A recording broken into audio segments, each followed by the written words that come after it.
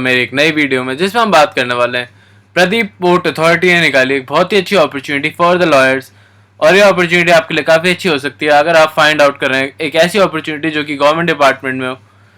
तो इस बारे में हम बात करेंगे, बट उससे पहले मैं आपको अपने चैनल से रिलेटेड एक बहुत इंपॉर्टेंट इन्फॉर्मेशन देना चाहता हूँ कि इस चैनल पर हम बात करते हैं जो भी जॉब्स निकलती हैं फॉर द लॉयर्स, और स्पेसिफिकली जो गवर्नमेंट जॉब निकलती हैं फॉर द लॉयर्स, हम उस सब के बारे में इस चैनल पर बात करते हैं। तो अगर आप एक लॉयर हैं जो कि गवर्नमेंट जॉब में इंटरेस्टेड है और गवर्नमेंट जॉब करना चाहते हैं तो ये चैनल आपके लिए ही है। तो अभी आपको इस चैनल को सब्सक्राइब कर लेना चाहिए सो दैट आप कोई भी अपॉर्चुनिटी मिस ना कर दो। और अगर हम बात करें इस अपॉर्चुनिटी की, तो इससे पहले मैं आपको बताना चाहूँगा कि हम कर रहे हैं 100 डेज चैलेंज, जिसमें 100 डेज तक मैं आपके लिए नई नई अपॉर्चुनिटी और नई नई जॉब लेकर आता रहूँगा। और ये जॉब्स को ढूंढने में काफ़ी टाइम लगता है, तो फॉर द मोटिवेशन आपको ये चैनल अभी सब्सक्राइब कर देना चाहिए और वीडियो को भी लाइक कर देना चाहिए। तो चलिए बात करते हैं इस अपॉर्चुनिटी के बारे में जो कि निकले प्रदीप पोर्ट अथॉरिटी में। और इस अपॉर्चुनिटी में आपको एक असिस्टेंट लीगल की जॉब प्रोवाइड करी गई है जिसकी वैकेंसी निकली है 2।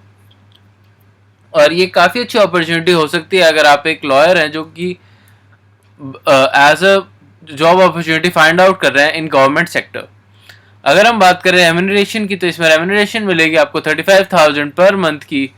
और अगर हम बात करें एलिजिबिलिटी की, तो एलिजिबिलिटी में इन्होंने मांगा है कि जो भी पर्सन होगा वो एक LLB होल्डर होना चाहिए, LLB या BLLB करी होनी चाहिए आपने, और फ्रॉम अ रिकॉग्नाइज्ड यूनिवर्सिटी। अगर आपने वो आपकी यूनिवर्सिटी रिकॉग्नाइज नहीं है तो आपके एप्लीकेशन फॉर्म को उसी टाइम कैंसिल कर दिया जाएगा।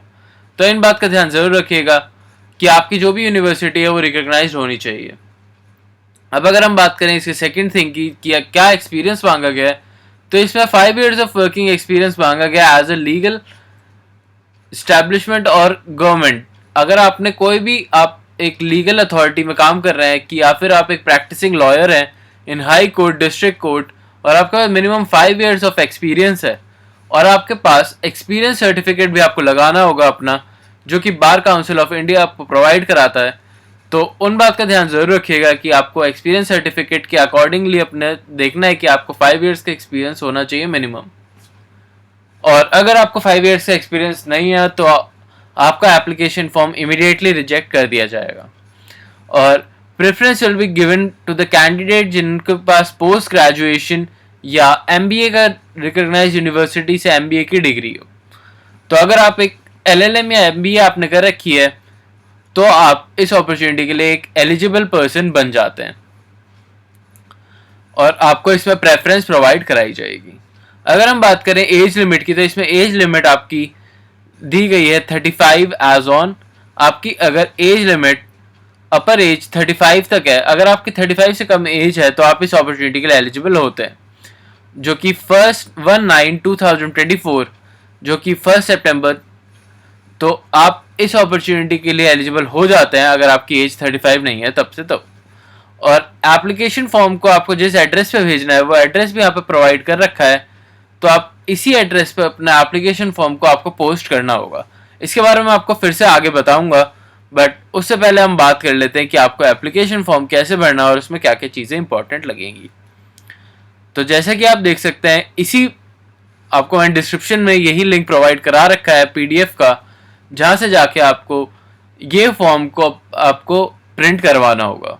और प्रिंट करवाने के बाद आपको इसमें अपना name, father name, date of birth, age और परमानेंट एड्रेस के साथ साथ अपने सारे डॉक्यूमेंट्स, वैलिड डॉक्यूमेंट्स लगाने होंगे, जिसमें होगा आपका एक्सपीरियंस सर्टिफिकेट, आपकी मार्कशीट्स और आपके जो भी इनरोलमेंट सर्टिफिकेट्स होते हैं, सब कुछ आपको इसमें लगाना होगा।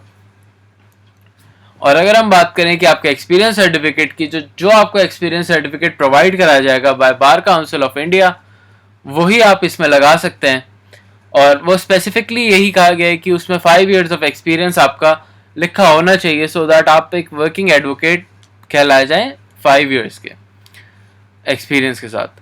तो अब देख लीजिए आप इस फॉर्म कैसे भरना, और थॉरली आपको इस फॉर्म को चेक करते रहना है कि आप इसमें कोई भी मिस्टेक ना करें, क्योंकि इस जॉब की सिलेक्शन इसी फॉर्म के थ्रू करी जाएगी।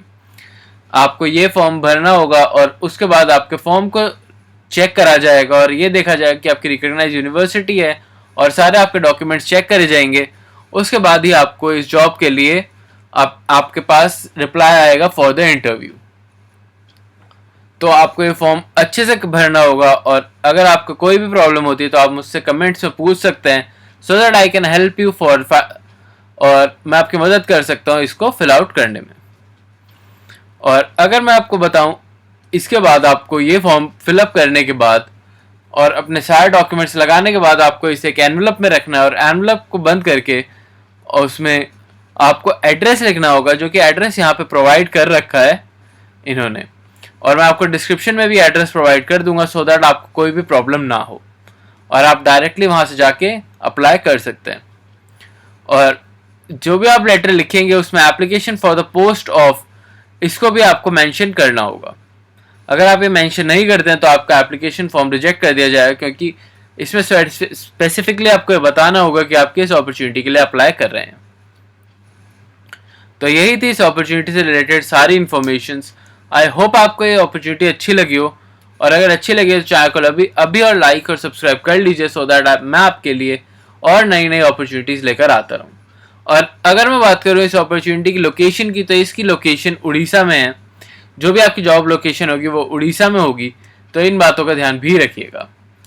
तो मैं चलता हूँ अभी के लिए, और मैं आपको फिर से रिमाइंड करता हूँ कि हम कर रहे हैं 100 डेज चैलेंज।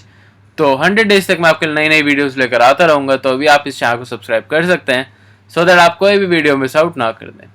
मैं मिलता हूँ आपसे फिर से एक नई वीडियो के साथ, और फिर से मिलता हूँ आपसे कल। तो अभी के लिए चलता हूँ, बाय।